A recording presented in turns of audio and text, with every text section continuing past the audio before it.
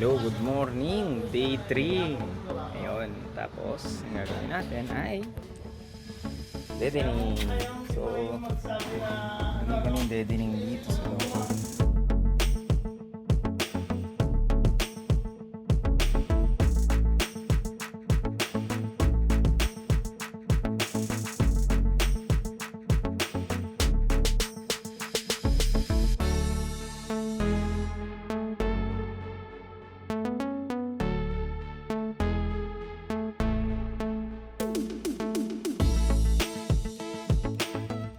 Okay. So, naikabit na yung nahinang ko na. Hinang talaga dapat. Tapos, kabit na namin yung deadening panels. Deadening na. So, ito, deadening na rin itong buo. Deadening na rin itong buong panels. Ito muna. Inuna ko lang itong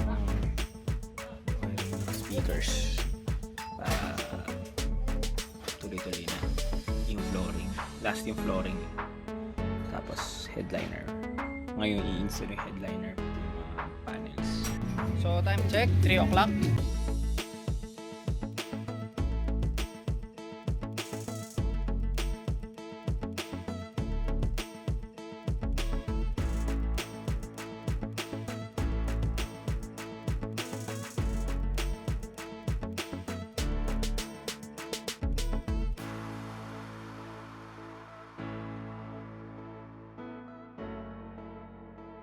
Yung door jambs gumagana. Lahat ng door jambs. 1 door jump, 2 door jump, 3 door jump, 4.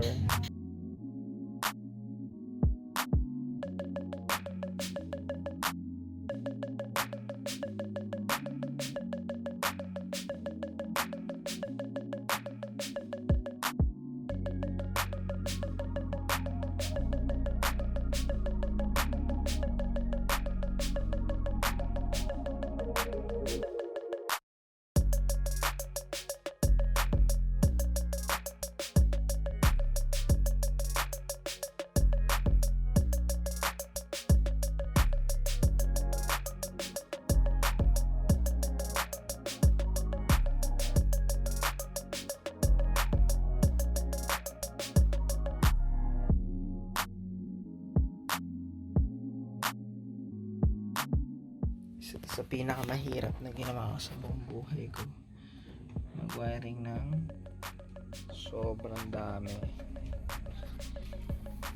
at maghinang at mag-wiring ng wiring at wiring ng mga ito. Ayan, nice. So day 4 ng electrical. Ito ngayon natapos kagabi. Naglagay ng fuse, naglagay ng wiring ng malinis na LED.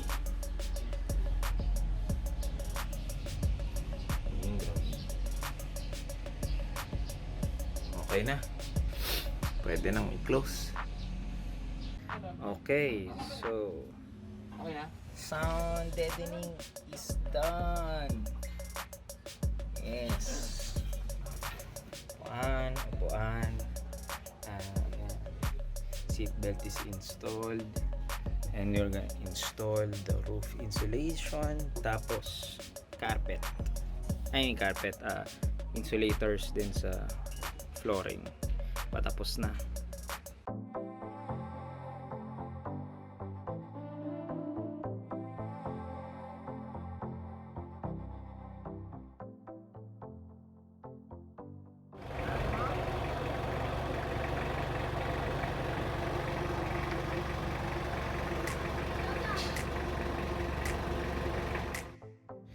Okay, so naikabit na yung natira. Ito lang yung mga natira sa mga deadening panels. So i-install na namin yung roof insulation. Tapos yung flooring insulation para may lagay na yung headliner. Tapos yung carpet para bukas kabit na lang lahat. Nalagyan na rin ng insulation, deadening panel yung yan, tsaka yan. So ayan. By the way, tomorrow papakita ko ito na. Pakita ko. So ayan. Bumili ako ng headlights. Yay! Nice ba? Ganda na. Itsura. Forma.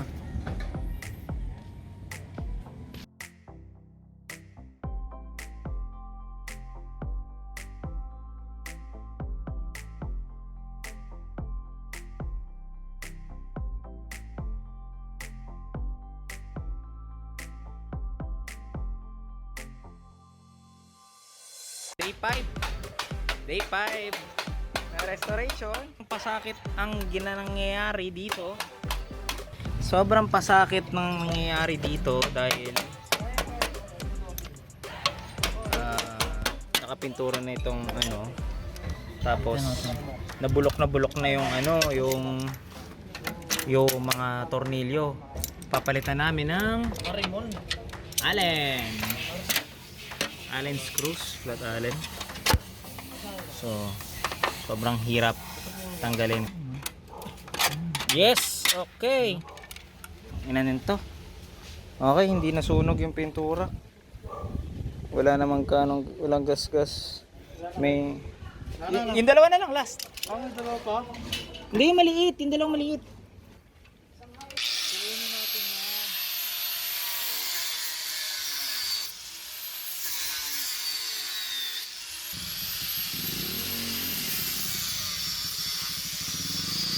Sumunod. Yan.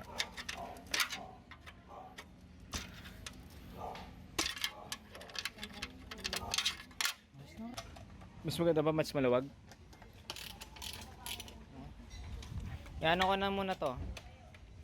Linisan ko lang to. Okay. Tanggal na rin sa wakas. So, kakabit na ngayon dahil kay Chucky. Okay, so day 5 ngayon. Tatamad din ako mag-video ngayon. Kasi akala ko matatapos na. Ito na insulation. Naayos ko na yung wiring doon sa likod. May bago kasi mga dating. Galing sila ng ito yung carpet. Sukat na. Galing sila ng Manila. Nagpabili ako ng mga stainless washers and bolts. So stainless bolts ulit. At set locking nuts. Tapos washers. Kompleto na. Kakapit ko na lang. Bale, yung button Allen, which is yung mga yun, pinutol namin. Putol-putol yung mga bolts. Ito hinati sa gitna, tapos pinokpok kasi mga wala na. So ang pinalit itong mga self-locking stainless bolts. So okay lang, medyo tedious yung proseso, pero hindi na siya kakalawangin forever.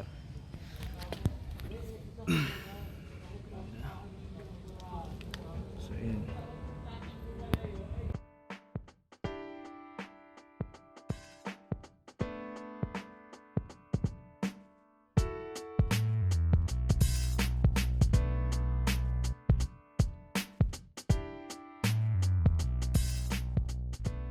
Day 6, last day na ngayon. Insulated na yung pickup, insulated na lahat.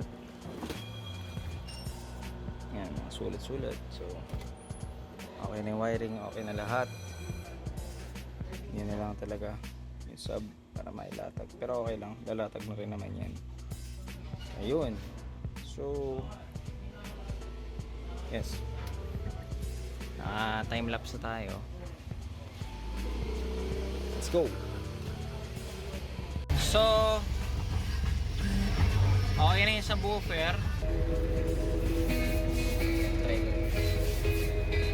Okay na. Pwede na. Good. 7 o'clock na. Pagod na ako. O, ayun, na-install na yung flooring. Okay na. Lagi ko na lang yung mga upuan. Tapos nakikabit ka ng center console. Ayan, nakakabit na. Stainless din. Hindi na naanda. Nakikabit ka na yung shift knob, engine dashboard. Okay na. Yung accessories nakabit na. Yun.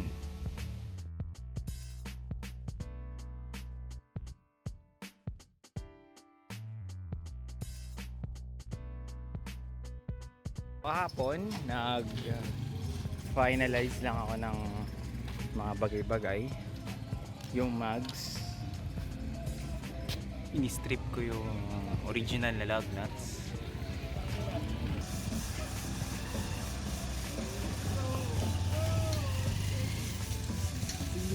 Oh, isang linggo yan.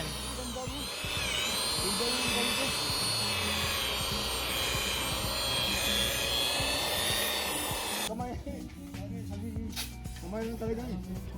Kaboy yun, kaboy. So yan, ginagamit ko ngayon plastic dip. Original plastic dip. Binablock ko yung grills ko. Iba kasi yung plastic dip kapag hindi marunong gumawa. Yan, kagaya yan. Sobrang light lang dapat yung first coating.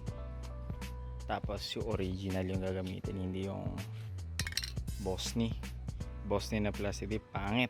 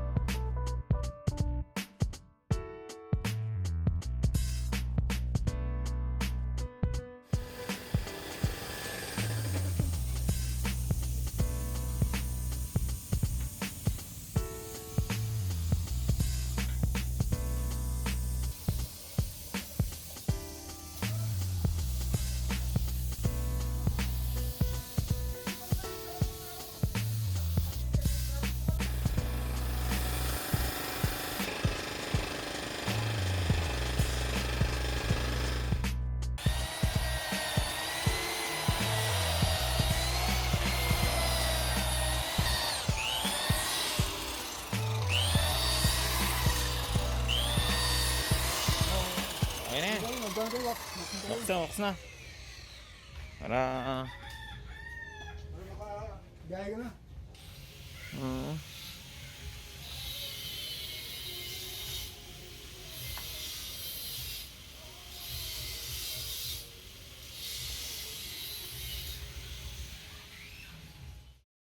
dito po kami sa Agila. Ha? Bawal ka na mag-video. Nandito kami ngayon sa Tire Enterprise kasama ko si Jericho. Tapos na yung tint. Tininta na.